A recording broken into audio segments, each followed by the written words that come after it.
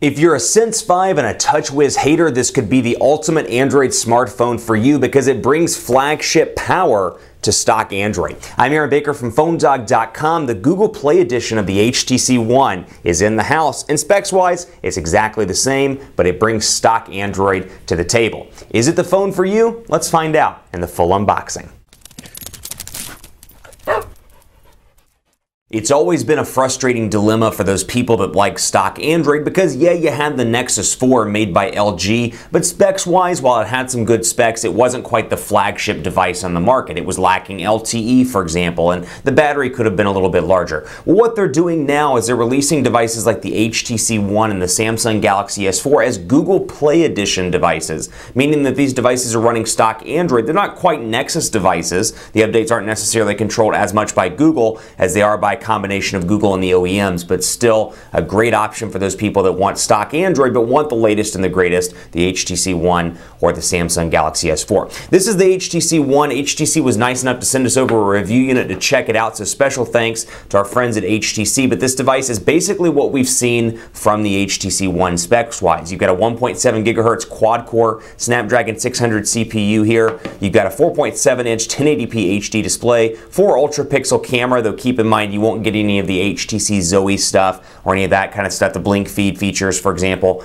out of the box here because, again, it's running a stock version of Android 4.2.2. But what I do like is the fact that the packaging here is exactly the same from a marketing standpoint as the branded versions, not only the carrier branded versions, but also the ones that run HTC Sense version 5. But design-wise, identical. This thing retails for $599, so it's a little bit pricey for you to get your hands on it and take advantage of that Google Play or stockish version of Android. So keep in mind it is a little bit pricey versus just going to AT&T or T-Mobile or Sprint and paying anywhere from $149 to $199 and getting the Sense 5 version. I'll also make the case, you'll hear me say this all the time, I do not think stock Android is made for the mainstream consumer. I would recommend the Sense version. Even for myself, I wouldn't carry this device. I would carry the Sense version over the stock version because I find that the benefits of BlinkFeed, Zoe, and Sense itself, I think it's far more fluid and looks better to me on a day-to-day basis in use than the stock version, but that is just me. Obviously, for people that like to root, like to mod, like the stock version, this is a great option for you. And hey, choice is always good, right? I thought so. AC adapter module in the box. Again, the box looks the same here, so from a manufacturing or marketing standpoint, it's really nice to see them carry over the same box language, and this is something you probably don't care at all about, but I'm a marketing nut, so it's nice to see that transfer over into the Google Play Edition versions also. So USB cable here, you get your earbuds. This is a Beats device, I should point out. It is Beats audio enabled, even though it won't show up in the Google Play, or excuse me, it won't show up in Android. It's still running Beats audio. So keep that in mind. You still do get that little benefit there, despite the fact that it's running Android 4.2. So we'll power it up right now and see what the animation looks like. You can see Google right there. And this is something you've been waiting for, so I'm going to do this and let's take a look at what it looks like versus the Sense 5 startup. But again, you know what? This is great for a lot of people. This is not a device I'd recommend. First of all, for the price point. Second of all, I think Sense 5 and TouchWiz, the most recent versions, are far more fleshed out. I feel like stock Android's kind of a bare bones version, which is great for a lot of people, but not for the mainstream consumer. So you can see it's starting up right now.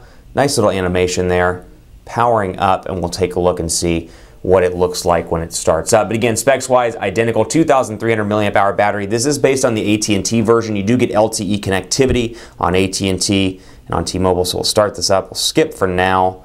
We'll skip this, skip anyway. Boom. And we'll go through here and get her started up so you can take a look at what it looks like out of the box. So bam, there you go, stock Android or a near stock version of Android running on the HTC One. Before I do this and get too far into it, special thanks to our partners at Best Buy Mobile. They give us the Sense 5 versions of the HTC One for use in our One Paw Bandit giveaway game, which is our free giveaway game on the site. When you walk into Best Buy Mobile, you'll walk out working, you'll get set up, email, web, contacts, I'll take care of you, so when you walk out the door, you're good to go. You don't have to waste your time setting stuff up, thanks to our friends at Best Buy Mobile. So here it is, and you can see stock all through and through. The notification area here looks just like stock Android 4.2. You've got your ability here to switch between quick access stuff, the owner, brightness settings, and more. And I can either do that by taking 2 fingers and moving down, and then of course just doing one, accesses my notifications. Wi-Fi network's available, I can get rid of that. Update Google Play service, and then from here you can see all the stuff that comes in the box. I've got Hangouts out of the box here. I've got typical Google stuff, Currents, Google Plus integration, but outside of that I have no carrier applications here, and I have no HTC influence outside of obviously